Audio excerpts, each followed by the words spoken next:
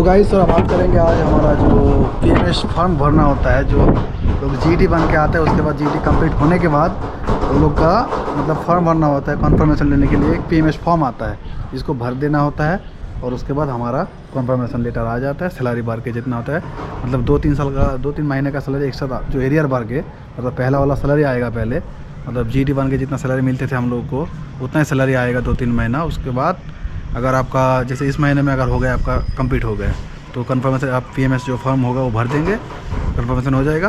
फिर 2 महीना बाद जो सैलरी आएगा उसमें 2 महीने का मिला के 3 महीने का एक साथ जो बार के सैलरी नॉर्मल जो सैलरी होगा आपका भरने के बाद उसके हिसाब से भर के आ जाएगा।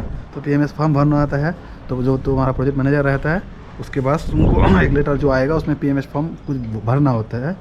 वो भर देने के बाद आपको पीएम का साइन करा के हेड ऑफिस में तुम्हारा जो एचआर था उसके पास भेज देना है। तो क्या क्या यहाँ पे रहेगा, कुछ यहाँ पे रहेगा। तो उसके बाद देखिए जो फॉर्म भरना पड़ेगा उसके लिए मैं थोड़ा सिखा देते हैं।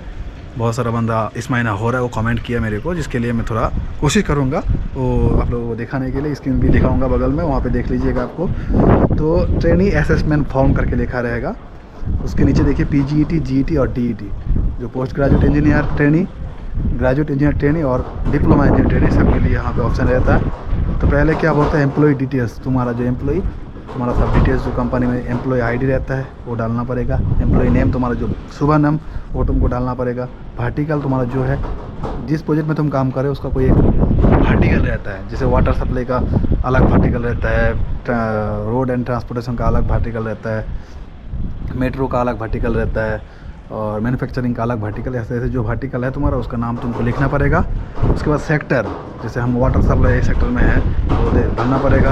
ऑफिस, यूनिट और प्रोजेक्ट रहता है हमारा जो प्रोजेक्ट नाम रहता है, जैसे हमारा कोई सिलॉट वाटर सप्लाई प्रोजेक्ट 3246, ये जो ए है हमारा कोड 3246, तो SWSP 3246 वहाँ पर भरना पड़ेगा।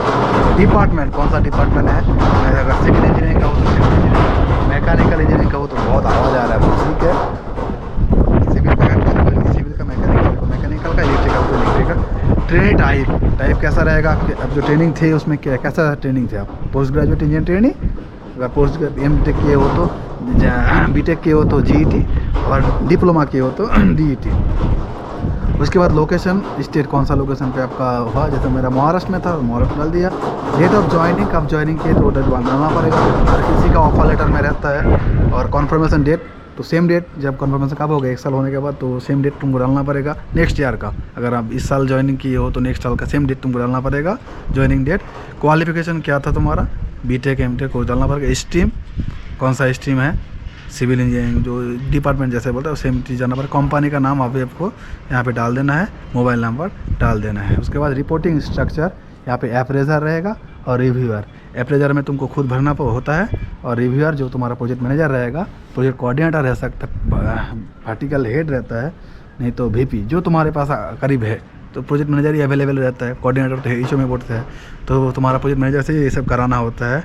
तो नेम फिर अप्रेजर में फिर डालना पड़ेगा नेम, एम्प्लॉय आईडी, डिजिग्नेशन क्या डिजिग्नेशन था, जीईटी, डिपार्टमेंट सिविल तो सिविल, मैकेनिकल तो मैकेनिकल। और रिव्यूअर में वो भी सेम चीज़ भरेगा, मतलब तुम्हें क्यों भरना है, पीएम सर बस चेक करेगा, ये भरना वो भरेगा नहीं। ट्रेनिंग नीड्स, अप्रेजर तुम खुद क्या बोल रहे हो, नहीं ट्रेनिंग हमको नहीं चाहिए। फिर रिव्यूअर क्या बोलेगा, हाँ तुम अगर ऐसा बंदा हो कि हाँ ट्रेनिंग हो गया तुम्हारा 1 साल काम किया, बहुत कुछ तुमको नॉलेज गेन हो गया, तो मैक्सिमम को मतलब दोबारा ट्रेनिंग में नहीं डालते हैं, उसको कन्फर्म कर देता है, ट्रेनिंग से अपग्रेड करके कन्फर्म कर देता है। तो हम लोगों को भी ऐसे किया, तो उसका कोई मतलब नहीं है। 1 साल का अगर कोई ट्रेनिंग करता है कंस्ट्रक्शन साइट में तो कन्फर्म उसको इंजीनियर बना देता है, ट्रेनिंग में नहीं रखते हैं फिर से दोबारा। उसके बाद पोजीशन एंड रिकमेंडेड, कौन सा पोजीशन के लिए वो रिकमेंड करता है।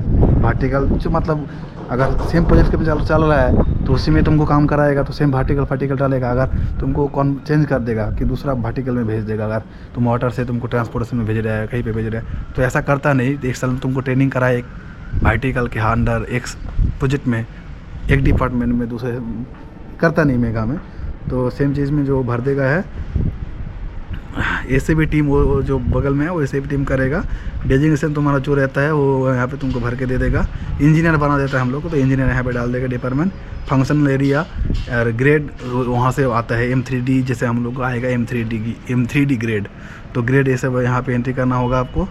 वो प्रोजेक्ट मैनेजर आप लोगों को बोल देगा HR ये लोग बोल देगा क्या क्या भरना वो वहाँ पे करना है। MCD भरना, डेजिग्नेशन जो रहेगा सिविल इंजीनियर, मैकेनिकल इंजीनियर जो रहेगा उसके हिसाब से वहाँ पे भर देगा।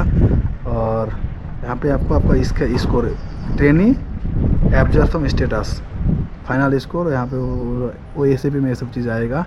रिकमेंडेड बाय, अप्रूव्ड बाय, ये भी रिकमेंडेड यहाँ पे आपको कर देना पड़ेगा। आप मतलब रिकमेंडेड बाय तुम्हारा प्रोजेक्ट मैनेजर, ऊपर वहाँ जाके अप्रूव कर देगा, ऊपर वहाँ पे हो गया। नेक्स्ट पेज यहाँ पे देखिए आपको ट्रेनिंग असिस्टेंट फॉर्म पे आ गया। फिर सेक्शन 1 फंक्शन ऑन कॉम्पिटिशन, क्या है कॉम्पिटेंसीज में जो फॉर्म है यहाँ पे, अगर तुम 1 साल ट्रेनिंग की हो तो कौन सा फील्ड पे की हो, तो अलग अलग फील्ड रहता है। एग्जीक्यूशन टीम रहता है हमारा, एग्जीक्यूशन के बाद क्वालिटी एश्योरेंस रहता है, क्वालिटी कंट्रोल जो चीज़ है वो डिपार्टमेंट रहता है, उसके बाद प्लानिंग बिलिंग डिपार्टमेंट रहता है। तो इसके हिसाब से यहाँ पे आपको पॉइंट करेगा जो हमारा क्षेत्र है, कौन सा पार्ट है हमारा जो प्रोजेक्ट का होता है, उसके हिसाब से यहाँ पे देखिए कुछ फंक्शनल कॉम्पिटेंसी यहाँ पे दिया हुआ है। Construction concept principle and practice, जो हम लोग जो एग्जीक्यूशन करते हैं तो कंस्ट्रक्शन के लिए जो कि चाहिए, अगर पाइप लिंक करेगा तो उसका कंस्ट्रक्शन बेसिक सबके पास होता है, तो उसके ऊपर डिपेंड करके 1 to 10 के अंदर पॉइंट देता है तुम्हारा प्रोजेक्ट मैनेजर।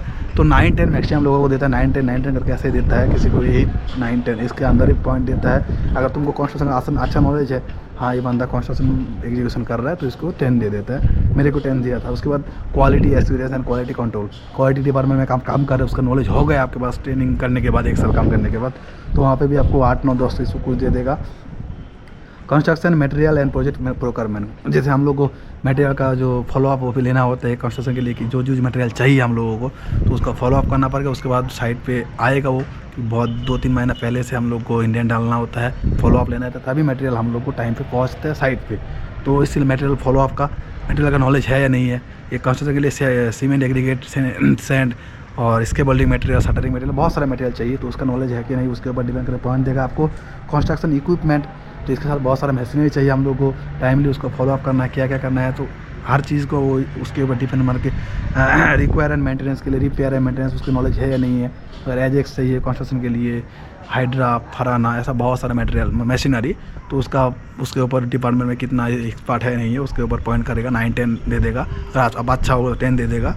मेरे को 9 दिया था शायद। बिलिंग एंड प्लानिंग, तो जो बिलिंग में काम करते हैं उसको बिलिंग देता है, नहीं तो नहीं देता है। फिर भी सबको बिलिंग करना होता है। आप एक साइड देख रहे हो तो वहाँ का रिपोर्ट बना के कि इतना काम हुआ, इतना कोई क्यूबिक मीटर, इतना PCC, इतना RCC, इतना स्टील बाइंडिंग हुआ, वो भी आपको रिपोर्ट भेजना होता है बना के ड्राफ्ट। उसके बाद जो मेन प्लानिंग बिलिंग इंजीनियर रहेगा वो फाइनल करेगा। ऐसा करना होता है, तो सब लोग नहीं करते, मैक्सिमम लोग थोड़ा बहुत लिख के भेज देते हैं, बाकी हम लोग यहाँ से प्लानिंग बिलिंग करते हैं। तो उसका नॉलेज भी होना चाहिए। उसके ऊपर वहाँ पे भी पॉइंट देता है।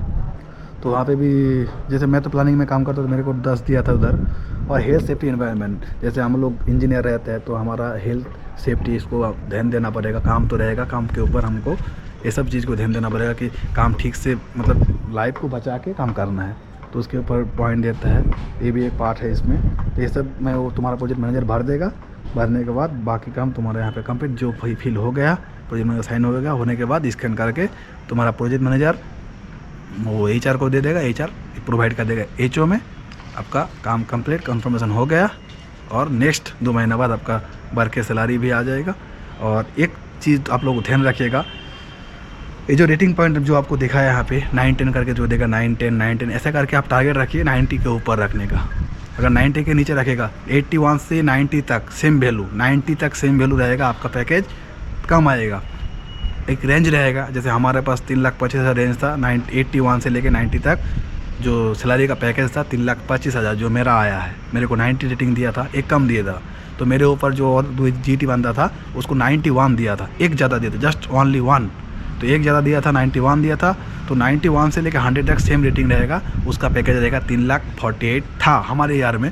अगर वो सैलरी पे स्केल चेंज करेगा तो वेरी करेगा, तो इसीलिए मेरा जो एक्सपीरियंस में रहा, तो आप लोगों को बोल दिया कि 91 से ऊपर, 91, 92, 93, 94 जो भी अच्छा रहेगा, कोशिश करेगा आपको जो प्रोजेक्ट मैनेजर रहेगा उससे पटा के बात करके जैसे भी होगा 91 से ऊपर, 91 या 91 से एबव इतना पॉइंट रखिए। तो जो हाईएस्ट पैकेज पे स्केल वो होने वाला है वही आप लोगों का होगा। उससे कम होगा तो आप लोग फंस जाएंगे। बाकी चीज़ उतना इम्पोर्टेंट से भरना है, उसमें कुछ ध्यान नहीं देना है। आप लोग को जो मेन चीज़ में ध्यान देना है वो रेटिंग पॉइंट को 91 या 91 एबव इतना रखना चाहिए। ये बात ध्यान दीजिए। लास्ट बात यही बोला मैंने आप लोगों को, अच्छे से ध्यान दीजिएगा। रेटिंग पॉइंट 91 या 91 अब, नहीं तो मेरी ज़रा पछताएंगे। दूसरे बंदे से मेरे को 2000 पर मंथ कम आ रहे हैं, बहुत हार्ड हो रहा है भाई।